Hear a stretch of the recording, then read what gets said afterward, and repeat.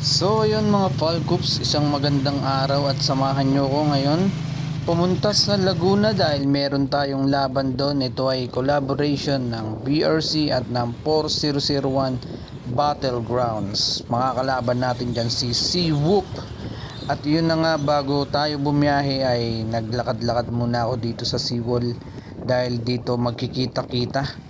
Yan nga pala, kasama na natin si X-Chan at saka si LJ.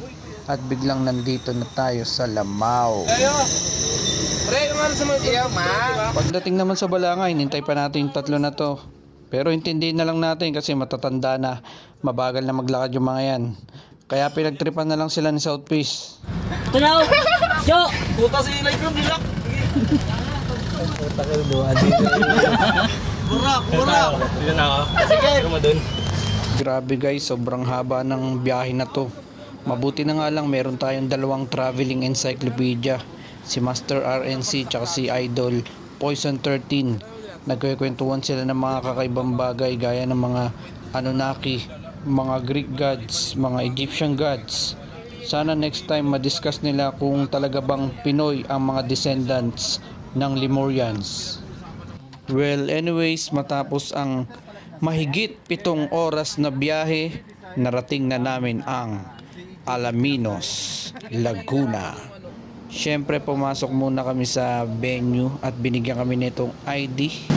Wala pa siguro. Baka bukas pa.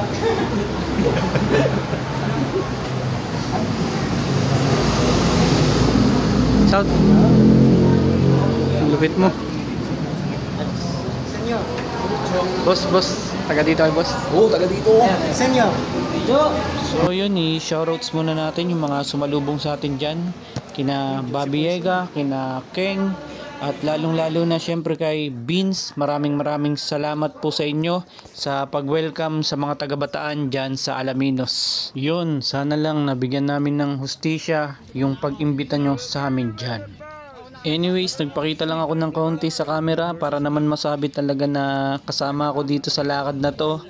Kasi cameraman lang talaga ako nila Ikram dito eh. Yun guys, ito na nga pala yung first battle, JSL versus Red. At tutok na tutok dyan si Master Idol Poison 13. And after battle, nag-perform naman yung mga grupo ni Seawhoop. Grabe, solid yung music nyan. Ispatan nyo na lang mga ropa. Ginulat pa tayo ni Seawhoop nung pagtapos ng kanta nila, nagtumbling pa siya. Napakalupit. Okay, anyways, ito nga pala yung unang battle ng BRC versus 4001, si Lycram versus Jiben, na sinundan naman ng Risk Taker versus Gachi. Kaya tara mga ropa, manood muna tayo. Let's go!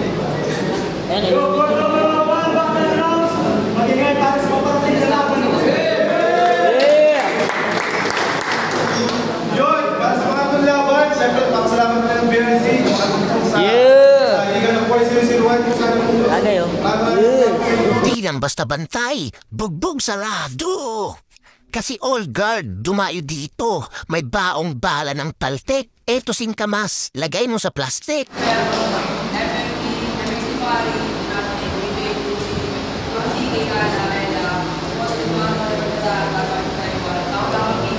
So yun na nga mga Falcoops, sa sobrang lakas ng mga punchline, talagang tinamaan si X-Chan, tulog siya. Binabantayan namin siya ni Cho. You know, syempre, special shoutouts ulit sa walang sawang sumusuporta sa mga MC ng Bataan. Walang iba kundi si Master Deo. Palakpakan.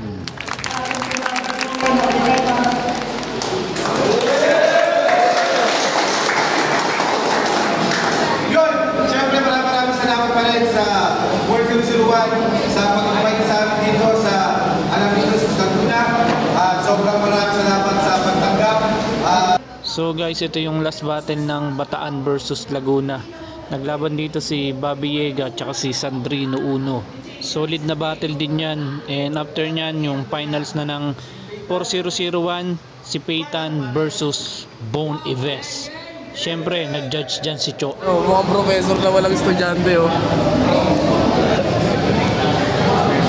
Ganyan yung mga professor na masusungit yung naggawa pa project. Yun!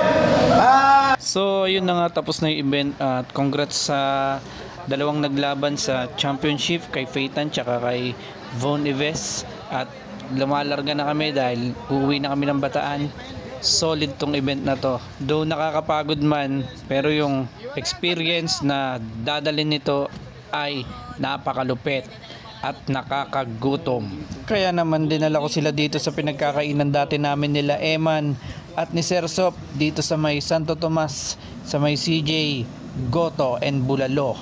Kaya tara, let's go! Grabehan ang busog dyan, pero pagdating namin ng San Pedro, Laguna, naplatan kami. Kaya mga guys, hanggang dito na lang muna siguro yung vlog ko dahil magpapalit muna ng gulong si LJ. Sa susunod na lang ulit na pagdayo natin. Maraming salamat ulit for 001 Battlegrounds.